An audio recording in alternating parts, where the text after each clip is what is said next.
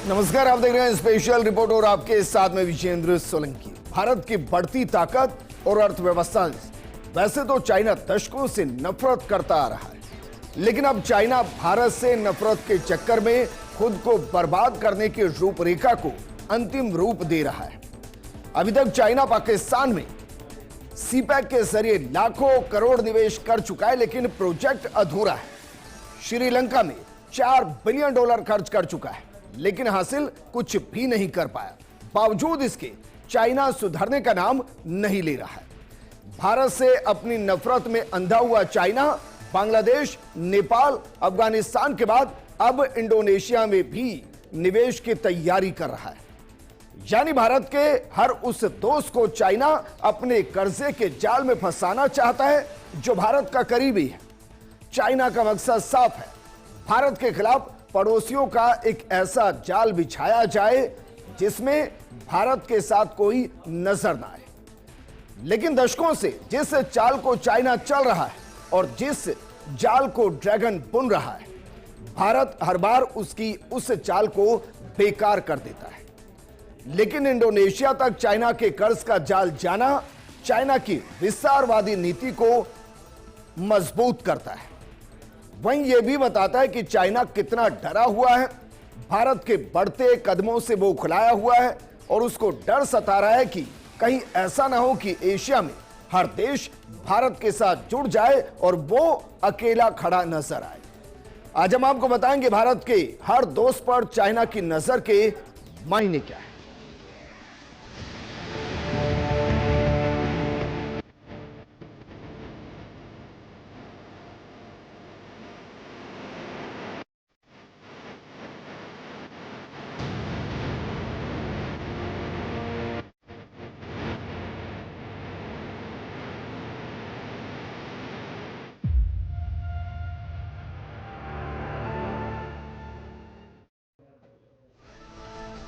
जरा इस नक्शे को देखिए। इस नक्शे के अंदर भारत के साथ चाइना, जो अपने आप में ड्रैगन और जो भारत से अघोषित दुश्मनी करता है, ट्रेड भी करता है और दुश्मनी भी करता है।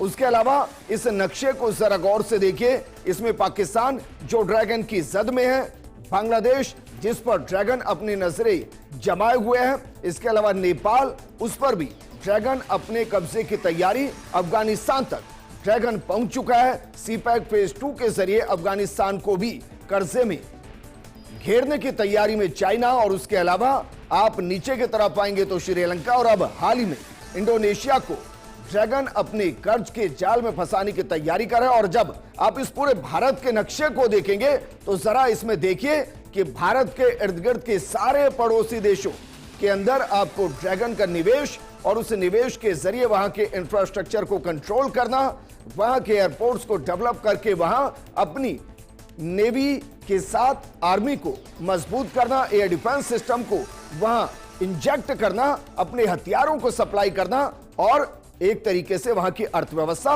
और वहां की राजनीति को कंट्रोल करना। यह चाइना दशकों से कर रहा है और अब उसकी नजर आकर पड़ी है इंडोनेशिया पर। इंडोनेशिया के साथ प्रारंभिक तौर पर एक चाल चली गई है। वो चाल क्या है, प्रोग्राम की शुरुआत उसी के साथ करते हैं। जरा देखिए क्या हुआ है। चीन के प्रधानमंत्री ली कियांग और इंडोनेशिया के राष्ट्रपति प्रबो सुबियांतो की संयुक्त वार्ता के तहत पीपल्स बैंक ऑफ चाइना, जो कि चाइना का बैंक है, उसके गवर्नर पेंग गोंगशेंग और बैंक इंडोनेशिया के गवर्नर पेरी वारजियो ने स्थानीय मुद्राओं में द्विपक्षीय लेन देन को बढ़ावा देने के लिए सहयोग के वास्ते एक समझौता ज्ञापन पर हस्ताक्षर किए हैं।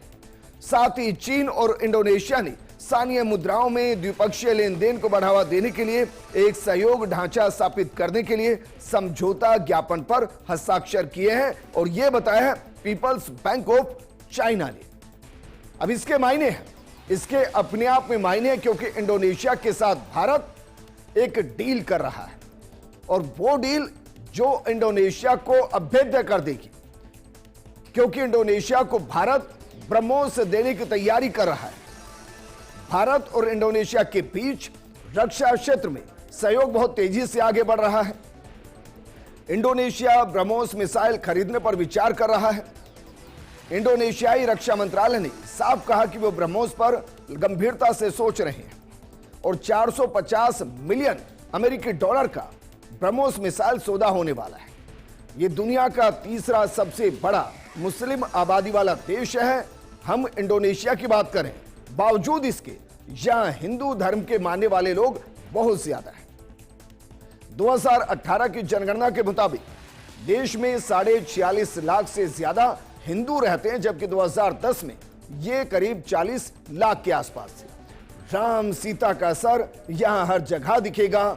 रामायण के अवशेष और पत्थरों पर राम कथा के चित्र मौजूद हैं। यहां के नोटों पर भगवान गणेश का फोटो लगा हुआ है। यानी इंडोनेशिया भारत के साथ सांस्कृतिक तौर पर, ऐतिहासिक तौर पर जुड़ा हुआ है और ब्रह्मोस मिसाइल के जरिए भारत इंडोनेशिया को अभेद्य करने की तैयारी में, और यह चाइना को नागवार गुजर रहा है। और इसीलिए इस डील से पहले चाइना अपने मोहरों को इंडोनेशिया के अंदर फेंक रहा है, ताकि इंडोनेशिया को भी पाकिस्तान, बांग्लादेश, नेपाल, अफगानिस्तान, श्रीलंका की तरह भारत से दूर करते हुए कर्जे के अंदर डुबो दिया जाए। और यह सच्चाई है, क्योंकि चाइना भारत से डरा हुआ है। भारत की नीति विस्तारवादी नहीं है। भारत एक दोस्त की भूमिका निभाता है, लेकिन चाइना दोस्ती की भूमिका निभाते हुए उस देश को ही अपने कंट्रोल में करता है। और इसीलिए चीन क्यों भारत के दोस्तों को कब्जा रहा है, इसके पीछे की रणनीति को समझना बेहद जरूरी है। चीन अपने पड़ोसी देशों को कर्ज इसलिए देता है ताकि इन देशों पर अपना प्रभाव बढ़ाया जा सके। वो भारत के बजाय चीन के ज्यादा करीब आ सके। चीन की बेल्ट एंड रोड इनिशिएटिव, जिसे BRI कहते हैं, के तहत ये देश के बुनियादी ढांचे के विकास के लिए चाइना कर्ज देता है, जिससे वो चीन पर निर्भर हो जाते हैं और कठपुतली बन जाते हैं। कर्ज के माध्यम से राजनीतिक नियंत्रण स्थापित करना भी चाइना की रणनीति का हिस्सा है। और इसको आप समझकर देखिए, बांग्लादेश में तख्ता पलट, श्रीलंका में तख्ता पलट, म्यांमार में बगावत, पाकिस्तान के अंदर लगातार तख्ता पलट, ये सब चाइना की उस कर्जे की नीति का परिणाम है, जिसमें देश डूबते जा रहे हैं। यहां तक कि नेपाल के अंदर तख्ता पलट भी चाइना की इसी नीति का हिस्सा। और इससे वो चीन के हितों के अनुकूल, अपने देशों के अनुकूल उन देशों के अंदर नीति बनवाते हैं। कर्ज के माध्यम से यह सब होता है। वहीं अपने उत्पादों, सेवाओं का निर्यात बढ़ाना भी चाइना की इस नीति का हिस्सा है, जिससे चीन के आर्थिक विकास को बढ़ावा मिल सके। चीन अपने पड़ोसियों को कर्ज देकर उन्हें अपने नियंत्रण में लाने की कोशिश करता है। और यह भारत के लिए एक बड़ी चिंता का विषय है, क्योंकि इससे भारत की क्षेत्रीय शक्ति को खतरा हो सकता है। क्योंकि इस मैप को जब आप गौर से देखेंगे तो आपको समझ में आएगा कि कैसे भारत के इर्द गिर्द ड्रैगन के चक्रव्यूह आपको नजर आएंगे, जो कर्जे के माध्यम से हर देश को कंगाल करने की स्थिति में लेकर आता है। लेकिन आज हम एक बड़ा खुलासा भी करेंगे कि कर्जदाता किस तरीके से खुद कर्जदार है और भारी कर्ज में चाइना डूब रहा है। और क्या यह भारत की वो रणनीति जिसमें वो भारत से इतर पड़ोसी देशों में चाइना को इन्वेस्ट करने देता है और उसके प्रोजेक्ट को उस वक्त रोकता है जहां चाइना को सबसे ज्यादा नुकसान हो। एक एक करके शुरुआत करते हैं। जो भारत के पड़ोसी देश जहां इस वक्त ड्रैगन फैला हुआ है, शुरुआत करते हैं पाकिस्तान के साथ। हालांकि पाकिस्तान के बारे में बताने के लिए बहुत ज्यादा कुछ नहीं है, क्योंकि वो आधा चाइना के कंट्रोल में है और उनकी आर्मी भी ज्यादातर चाइना के कंट्रोल में। लेकिन फिर भी कुछ उदाहरण के साथ आपको समझाते। देखिए, सीपैक से गिलगिट बाल्टिस्तान पेशकदमी, मतलब कि वहां तक उसकी जो नीतियां वो पहुंच रही हैं।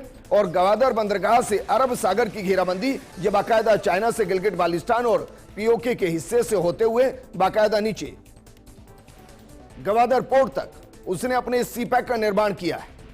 मकसद है कि पाकिस्तान के बड़े हिस्से को कंट्रोल कर लेना, और वो कर चुका है। बाकायदा आज सीपैक के नाम पर चाइनीज आर्मी तक पाकिस्तान के अंदर मौजूद है और उसके ऊपर अघोषित कंट्रोल कर चुका है।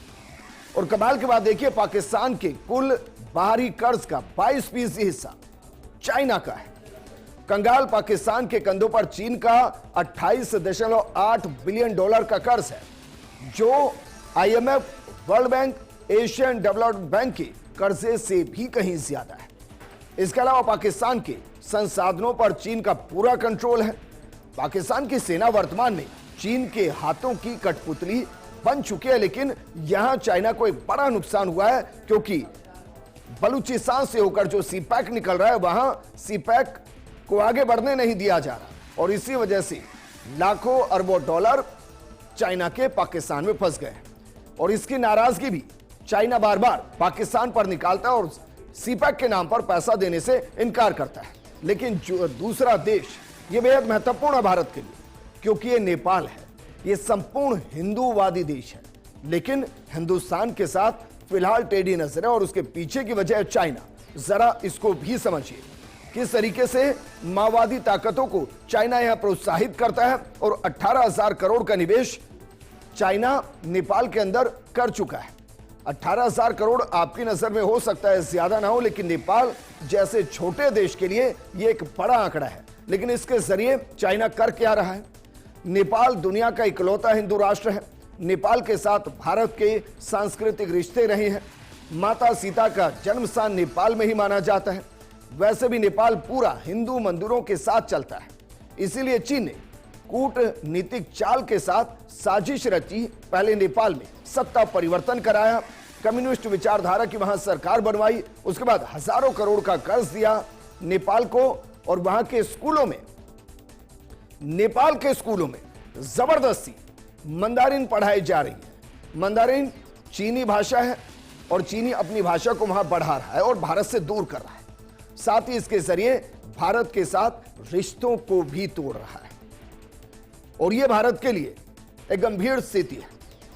हालांकि यह मानकर चल रहे हैं कि भारत की नजर इस पर है, और वो चाइना को उसके जाल में ऐसे फंसाएगा जैसे बाकी देशों के अंदर चाइना पटकनी खाता है। लेकिन हाल ही में बांग्लादेश के अंदर जो हुआ, उसके पीछे भी चाइना का ही हाथ। और बांग्लादेश जो अपनी आजादी के बाद से ही भारत का एक बेहतरीन पड़ोसी रहा, वो इस वक्त भारत को आंखें दिखा रहा है। तो जरा चाइना ने यहां क्या किया है, ये भी एक बार देख लीजिए। दरअसल one belt and road project में 2,89,000 का निवेश किया गया, 1000 करोड़ का निवेश किया गया है। पद्मा नदी पर 6.5 किलोमीटर लंबा पुल बनाकर भी दिया जाएगा। सिर्फ इतना नहीं है, भारत बांग्लादेश के बीच के रिश्तों को समझिए, और उस बीच के रिश्तों के बीच में चाइना को समझिए। बांग्लादेश को पाकिस्तान से अलग भारत ने कराया, यह सच है, और 1971 के बाद से ही वहां भारत के समर्थन की सरकारें रही। लेकिन 2024 में चीन ने साजिश रची और सत्ता परिवर्तन वहां करवा दिया। यूनुस की सरकार बनवाई, लाखों करोड़ रुपए कर्ज में दिए, बांग्लादेश में डैम, हाईवे और सरकारी इमारतें बनानी शुरू कर दी। यहां तक कि बांग्लादेश के एयरबेस भी चीन तैयार कर रहा है, और यह वो जगह है जहां से भारत की सीमा सिर्फ 13 किलोमीटर दूर है। बाकायदा यहां J-17 लड़ाकू विमान तैनात करने की तैयारी हो रही है। इन लड़ाकू विमानों को चीन पाकिस्तान मिलकर बना रहा है, और ये वही विमान है जिन्हें भारत ने ऑपरेशन सिंदूर के जरिए मार गिराया था। लेकिन सोचिए जरा, नेपाल, पाकिस्तान, बांग्लादेश और इसके बाद श्रीलंका, जिससे मीठी मीठी बातें की और उसके बाद श्रीलंका को बर्बाद कर दिया। जरा यह भी समझिए कि श्रीलंका के साथ चाइना ने क्या किया। चीन से लोन लेकर हबनटोटा पोर्ट को 99 साल के लीज पर दे दिया श्रीलंका ने, और वहां अब चाइना का कंट्रोल है, और यह सामरिक दृष्टि से भारत के लिए बेहद गंभीर स्थिति। इसके अलावा देखिए, चीन dam, airport, coal power plant में भी श्रीलंका के अंदर निवेश कर रहा है। अब जरा दोनों के रिश्तों को समझिए। भारत और श्रीलंका के बीच हमेशा से बेहतरीन रिश्ते रहे हैं। बाकायदा इन रिश्तों की भेंट देश के पूर्व प्रधानमंत्री राजीव गांधी चढ़ चुके हैं। वहीं रामायण काल भी भारत श्रीलंका को जोड़ता है। राम सेतु का निर्माण भी भारत श्रीलंका को जोड़ता है, यानी सांस्कृतिक तौर पर दोनों देश एक दूसरे से जुड़े थे। इसके बाद चीन ने श्रीलंका को कर्ज के जाल में फंसाया, और श्रीलंका पर चीन का कुल कर्ज 4.7 बिलियन डॉलर है। श्रीलंका पर कुल विदेशी ऋण 46.9 बिलियन डॉलर है। इसमें से 52% ऋण उसके सबसे बड़े ऋणदाता चीन का है। यहां चीन के चक्कर में श्रीलंका में सत्ता परिवर्तन हुआ और परिवर्तन के बाद वर्तमान में श्रीलंका चाइना की कर जाल में फंस चुका है। और देखिए, जितने देशों का हम जिक्र कर रहे हैं, पाकिस्तान भारत से ही टूटकर बना, नेपाल माता सीता से जुड़ता है और वो हिंदू राष्ट्र है, बांग्लादेश जिसका निर्माण ही भारत ने कराया। इसके बाद आइए जरा श्रीलंका, जो सामरिक दृष्टि के साथ साथ सांस्कृतिक दृष्टि से भी भारत के साथ जुड़ता है।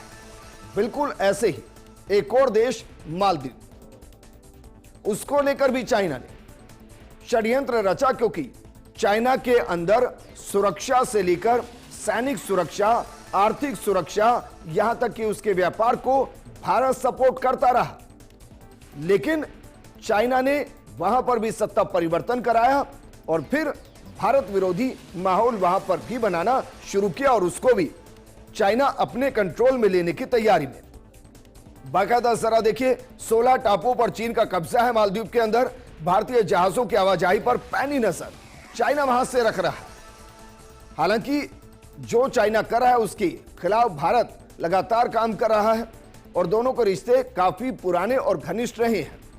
शायद जो नए नेता है, जो चाइना के चंद पैसों के चक्कर में लालच में आकर अपने देश को बर्बाद करना चाह रहे हैं, वो इतिहास को नहीं पढ़ते हैं। क्योंकि अगर इतिहास पढ़ा होता तो उनको याद होता कि भारत मालदीव को एक स्वतंत्र राष्ट्र के रूप में मान्यता देने वाले पहले देशों में से एक था। 1965 में मालदीव को स्वतंत्रता मिलने के बाद राजनयिक संबंध भारत ने स्थापित किए थे। चीन ने मालदीव में बीआरआई के जरिए महत्वपूर्ण परियोजनाएं शुरू की, जिनमें $200 मिलियन का चीन मालदीव मैत्री पुल शामिल है, जो हुलहुले और हुलमुआले द्वीप को राजधानी माले से जोड़ता है। चीन ने मालदीव में वेलाना अंतर्राष्ट्रीय हवाई अड्डे का विस्तार भी किया। मालदीव के कुल ऋण का लगभग 70% चीनी परियोजनाओं के कारण है, जिसमें चीन को 92 मिलियन अमेरिकी डॉलर का वार्षिक भुगतान मालदीव को करना पड़ता है। मालदीव भी कर्जे के जाल में फंस चुका और जो मैत्री पुल बनाए जा रहे हैं ना, ऐसा ही मैत्री पुल पाकिस्तान में भी बनाया गया, ऐसा ही मैत्री पुल बांग्लादेश में भी बनाया गया, ऐसे ही मैत्री पुल की बात नेपाल में हो रही है और ऐसे ही मैत्री पुल की बात श्रीलंका में हुई और ऐसे मैत्री पुल की बात मालदीव में हो रही है। लेकिन यह मैत्री पुल कैसे उन देशों को बर्बाद कर रहा है, यह शायद वहां के हुक्मरान समझ नहीं पा रहे, क्योंकि चाइना दोस्त नहीं हो सकता। वो विस्तारवादी सोच के साथ काम करता है और इसीलिए एक एक करके वो अपनी सैन्य ठिकानों का विस्तार कर रहा है और उन देशों जो भारत के इर्द गिर्द पड़ोसी देश हैं, उनमें कर्जा देकर, वहां की परियोजनाओं में हिस्सेदारी लेकर, वहां के एयरपोर्ट्स को कंट्रोल करके बाकायदा वहां अपने लॉन्चिंग पैड तैयार करा है। बिल्कुल वैसे जैसे एक दौर में अमेरिका ने किया। अमेरिका ने जिस तरीके से अलग अलग देशों को सिक्योरिटी के नाम पर अपने लॉन्चिंग पैड वहां पर रखे, अपनी सेना वहां रखी और वहां का दोहन किया, बिल्कुल वैसे ही चाइना अब भारत के पड़ोसियों के साथ, या कहें कि अपने पड़ोसियों के साथ कर रहा है। और इसके पीछे का सिर्फ एक कारण है और वो है कि चीन भारत से डर रहा है। चीन के खिलाफ सुपरसोनिक ब्रह्मोस चक्रव्यूह भारत लगातार तैयार कर रहा है। चीन की घेराबंदी हो रही है और यह कहना गलत नहीं होगा, क्योंकि फिलीपींस को ब्रह्मोस मिलने शुरू हो चुके हैं। इसके अलावा ब्रह्मोस मिसाइल में कई और देशों ने भी रुचि दिखाई है। इनमें कौन है, ये इंटरेस्टिंग है, क्योंकि इनमें इंडोनेशिया है, इनमें थाईलैंड है और ऐसे कई देश शामिल हैं। ब्रह्मोस के तीनों वर्जन, जिनमें जमीन से मार करने, समंदर से और हवा से दागे जाने वाले मिसाइल को भारतीय सेना के तीनों अंगों में शामिल किया जा चुका है। वहीं भारत की अर्थव्यवस्था तेजी से बढ़ते हुए दुनिया के चौथे पायदान पर पहुंच चुके और उससे भी चाइना बौखला रहा है, क्योंकि भारत के हथियारों की डिमांड भी बहुत तेजी से दुनिया भर के अंदर बढ़ी है। ऑपरेशन सिंदूर के बाद तो जहां 12 से 18% चाइना के वेपन इंडस्ट्री को झटका लगा है, अमेरिका के 20% के आसपास वेपन इंडस्ट्री को झटका लगा, वहीं 22 से 25% के आसपास इंडियन वेपन इंडस्ट्री में ग्रोथ नजर आई और प्री ऑर्डर मिलने शुरू हुए। और यही वजह है कि एशिया के साथ साथ दुनिया में चीन का रुतबा कम हुआ है। वहीं भारत लगातार चीन के पड़ोसियों को कब्जाने की नीति के खिलाफ है। बलूचिस्तान मूवमेंट ने चीन के निवेश को बड़ा झटका दिया है। श्रीलंका में चीन की साजिश को भारत ने सहयोग के हाथों पटकनी देने की कोशिश की। मालदीव भी पहले चीन की चाल में फंसा, फिर भारत से माफी मांग वापस आया।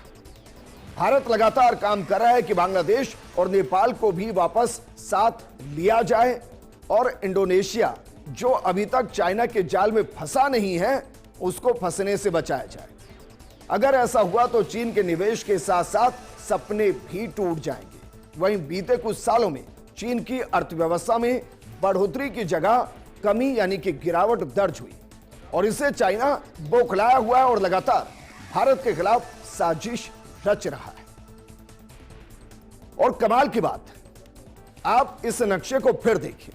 इसमें जो चाइना का ड्रैगन है वो भारत के पड़ोसी दोस्तों के साथ कर्जे की नीति के साथ चलते हुए मैत्रीपूर्ण संबंध बनाते हुए बाकायदा उनको निगल रहा है। लेकिन जो कर्जदाता है वो खुद भी एक बड़ा कर्जदार है। दरअसल चीन की स्थानीय सरकारों और कुछ बड़े उद्यमों पर भारी कर्ज है। आर्थिक विशेषज्ञों को चिंता है कि चीन कर्ज के जाल में बुरा फंस सकता है, जैसे उसने पड़ोसी राज्यों को फंसाया है। चीन का कुल कर्ज उसकी जीडीपी का 300% से ज्यादा है। चीन की स्थानीय सरकारों पर 9 ट्रिलियन अमेरिकी डॉलर का कर्ज है, जो काफी बड़ा कर्ज है। चीन की अर्थव्यवस्था को भूमि बिक्री से राजस्व में गिरावट का सामना करना पड़ रहा है, जो स्थानीय सरकारों के लिए एक बड़ी चिंता का विषय है। वहीं रियल एस्टेट बाजार में मंदी के कारण स्थानीय सरकारों पर दबाव बढ़ गया है, क्योंकि उन्होंने मूलभूत ढांचे के विकास के लिए अरबों डॉलर उधार लिए हैं। यूएन की रिपोर्ट के मुताबिक चीन 4.6%, अमेरिका 1.6%, जापान 0.7%, यूरोपीय संघ 1% की दर से ग्रोथ करेगा। जर्मनी में -0.1% की नेगेटिव ग्रोथ होने का अनुमान है इस साल, जबकि इसी दौरान भारत की ग्रोथ रेट 6.4% रहने का अनुमान लगाया गया। और इससे भी चाइना डरा हुआ है, बौखलाया हुआ, और भारत के दोस्तों पर चीन की नजर लगातार बनी हुई है। लेकिन ये आज का भारत है, ये अपने आप में संपूर्ण है, ये अपने आप में संपन्न है, ये अपने आप में सर्वशक्तिशाली है। इसको उन दोस्तों की जरूरत नहीं जो चंद नोटों के टुकड़ों के जरिए दुश्मन के साथ जाकर मिल जाए, लेकिन हां, ऐसे पड़ोसियों की जरूरत है जो कम से कम साथ खड़ा नजर आए आपदा के वक्त में, कम से कम जैसे भारत अपने पड़ोसियों के साथ खड़ा होता है। चाइना की कर्ज की नीति के जरिए चाइना खुद कर्ज में फंस चुका है, और यह भी हो सकता है कि भारत एक कूटनीतिक तरीके से जहां जहां चाइना इन्वेस्ट कर रहा है उसमें बैरियर डालकर उस इन्वेस्टमेंट को रोके, और उससे चाइना को बड़ा नुकसान होगा। लेकिन फिलहाल ये नक्शा और हकीकत बता रही है कि भारत के दोस्तों पर, भारत के पड़ोसियों पर चीन की न सिर्फ नजर है, बल्कि उनको आर्थिक तौर पर, राजनीतिक तौर पर कंट्रोल करने की स्थिति में चाइना इस वक्त बना हुआ। और इससे भारत को न सिर्फ चेतना चाहिए, बल्कि इसके खिलाफ कठोर कदम भी उठाने चाहिए। इस प्रोग्राम में फिलहाल इतना ही। आप बने रहिए फर्स्ट इंडिया न्यूज के साथ। नमस्कार।